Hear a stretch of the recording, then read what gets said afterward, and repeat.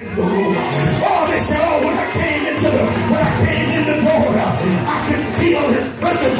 Wow, because I've been around him before. Said, all I got to do is wait. I'm going to get to my turn. He said, all the days of my appointed time, I'm going to wait till my. Look at your neighbor and tell him it's coming. It's coming. Now let me help somebody.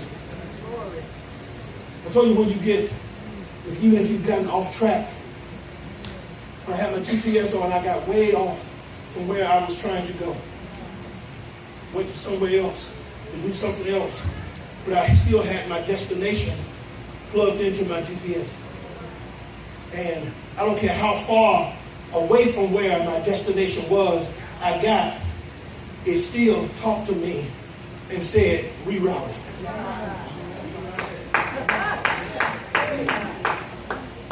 That message for somebody here today. I don't care how far you think you've gotten away from God. If you will let God start you from right here, God will say, I'll reroute you. You may be, I don't care, you may be down some dirt road. God said, I got you. I'll reroute you. I don't care how bad things have gotten in your life. If you will just call upon me, I'll reroute you. God said, I don't care how ugly things have gotten in your life. Just call on me. I'll reroute you.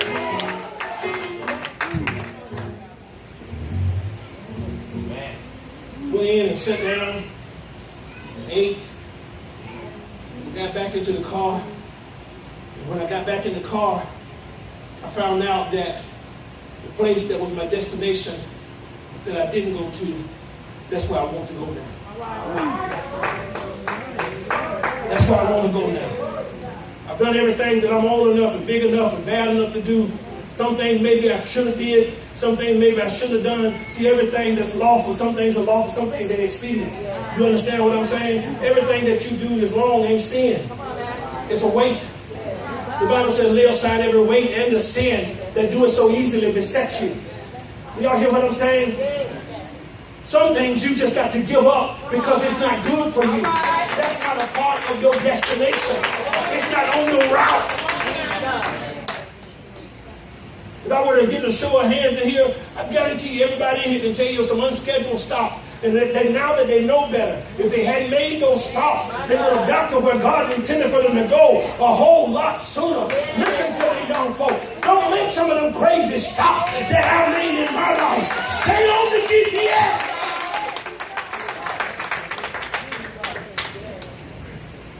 Got back in the car.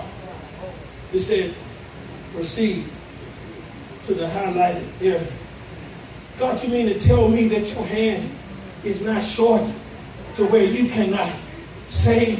You mean to tell me when I got this far away from where I was supposed to go, you still got a turn that I can make that's going to cause me to end up where you wanted me to end up all along? God, are you telling me that you care that much about me that you won't let me get lost? He said, I'll let no man pluck you out of my hand.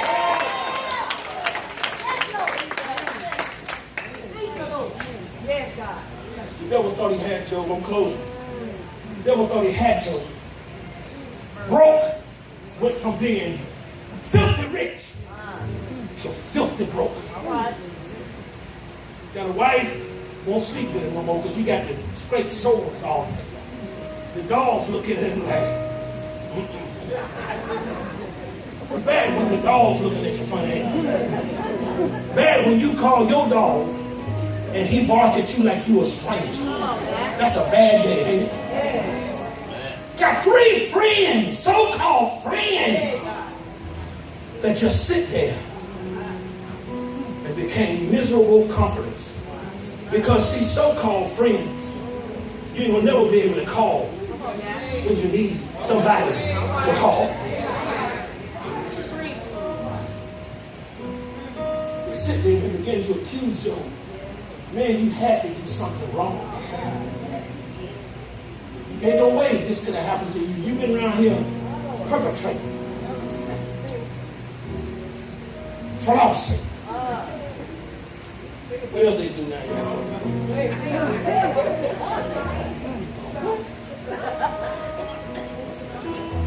That sound, stunning. Stunning. Man, you don't know.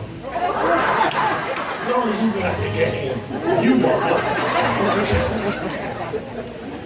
They're trying to look confident. I'm an OG. You don't know. Because I don't know. But put it on a show, Job. That's all you've been doing. But what Job did, he stayed true to his worship. If your worship is good when it's good, it's better when it's bad. Y'all hear me? If it's good when it's good, it's better when it's bad. So here's what happens. As the story goes on, and you're going to have to go and read Job 42 for yourself. Read the last chapter of Job. The last chapter of Job, you're going to see where God said, Job, you were never off of my radar. I had you on the GPS all along. I knew exactly where you were. Even though the road was long, the road was hard, the road was treacherous, even though you ran into the devil on that road, Job, I never had you off of the highlighted route. All right. How many of you know you can be on the highlighted route and there's still some stuff that goes wrong? My question to you today is, until you get to your turn, can God trust you with some trouble? Can he trust you with trouble? Can he trust you with some trouble? Stay on the highlighted route. Job made up in his mind from the get-go, I'm going to stay on the highlighted route. I don't know where it's going to lead me. I don't know how long this road is going to be, but I'm going to stay on this route. If you go to Job 42, you'll find out what God did. God gave Job more sons and more daughters. Yes, he did. You'll find out that what God did for all of those miserable comforters, all of those so-called friends, God said, get something in your hand. And I want you to go over there to the same one that you've been talking about. I want you to go and bless Job. He said, I'll make your enemies your footstool. Let me tell y'all something while I'm right there. Don't be in such a hurry to run over your enemies. If they seem like they're in front of you, let them stay in front of you. God may let them get to your turn before you get to your turn. But guess what's going to happen when they get to your turn? God said, I'll give you houses you didn't build. God said, I'll make the enemy your footstool. I'll make you build a house. But it's going to be at your turn. A lot of y'all want to cuss your enemies out. Let y'all preaching about folk down the street. Y'all want to just tell you, no, sometimes you got to let your enemy go ahead. And see, I don't know if you ever sat in a comfortable chair or not.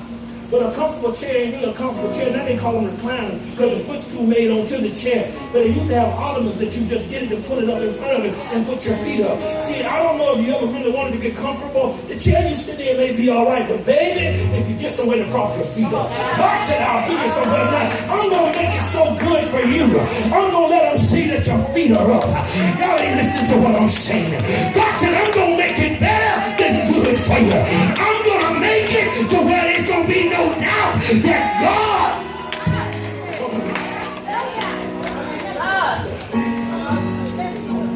Tell your neighbor, your turn is coming. Oh, they don't believe you. Tell them again, they don't believe me. They might believe you. I need you to say, your turn is coming up.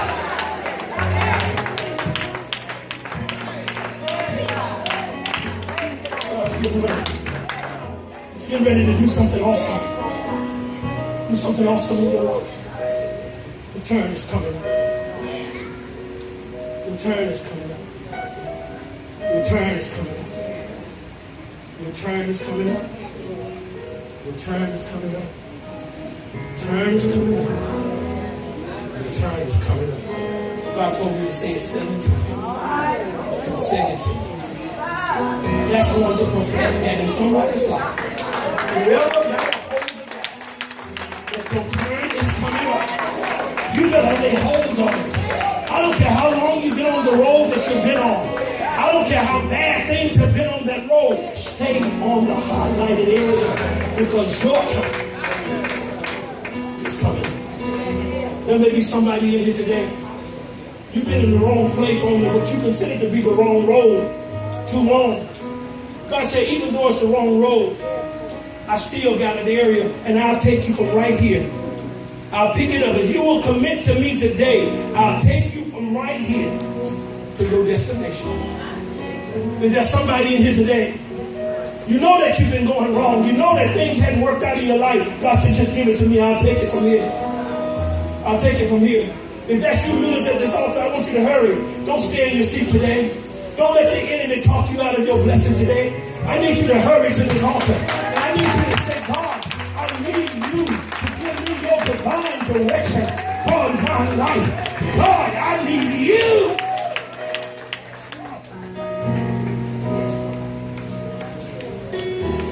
I need you. I need you. I need you. I need you. And if we're truthful with ourselves, sometimes we get so agitated to where we don't trust the GPS because it's taking longer than what we thought it should take for us to get there. So what we do is we start ignoring it. I wonder how many folks have ignored God. And what I mean by that, you stop coming to church. You stop coming to Bible study because it seems like it just ain't working out. It just seems like the GPS is wrong. I'm making all of these twists and turns, but I still don't seemingly be able to get where I want to go. The Bible says one day with God, there's 1,000 years, and 1,000 years can be as a day. The Bible says this. It says that in due season, you're going to reap if you don't faint. The Bible lets us know that God takes no pleasure in those that draw back. How many times have you ever gotten, and see, I'm just trying to make you see how foolish it would be. You're going to go from here to Atlanta. You know that it's on 80. What is that? 85? You know you go 85. Stop. No, stop. Lord have mercy. But you're going 85 north. You say, I know how to go that far without having the GPS on. But what if there's a particular place in Atlanta that you want to get to that's specific to your purpose? It's an unfamiliar street, unfamiliar neighborhood, an unfamiliar section of town. Now I ask anybody in here, they know how to get to Atlanta, pretty much. Amen? How many of y'all know how to get downtown Peachtree to the Freedman Shoe Store? Just a few. But everybody can go to Atlanta. But what if there's something downtown at the corner of Peachtree and Mitchell at the Freedman Shoe Store that's waiting on you? You get to Atlanta, all the way to Atlanta, right there at your blessing, and can't get it because you won't get on the GPS. That's bad, isn't it? To have gone so far to can't get your blessing. That's how it is with church people. You've been in church for years. You've been serving God for years. You come this far by faith. As the song says, leaning on the Lord. God says, stop leaning on me. Time for you to stand up and walk. I want to walk you into your blessing. I want to walk you into your destiny. But I need you to know how to get to your destiny. So what happens? Do you turn around and come all the way back to Montgomery because you were too proud to open the book and say, God, show me so I can get what you have for me? Or are you going to leave the book closed and come all the way back and say, I couldn't find it? That's how people do it. We in church, there's a reason that God has you saved. It's not just so that you can run around talking about, I'm saved. There's something for you to do in the kingdom that's specific to you being in the kingdom. There's somebody else that needs what you have so that they can make it to the kingdom. See, when I asked if you knew what Freeman's shoe store was, what if I really didn't know how to get to it? And I needed you to tell me. But if you've never been there, you can't help me. Now, who are those that say they know how to get to it? Corner Mitchell and Peachtree. They're the Freeman's shoe store. 2 people. Who else? Sisters. My girls. Sister Roby and Sister Roby, that's my ride or die. That's right, dog.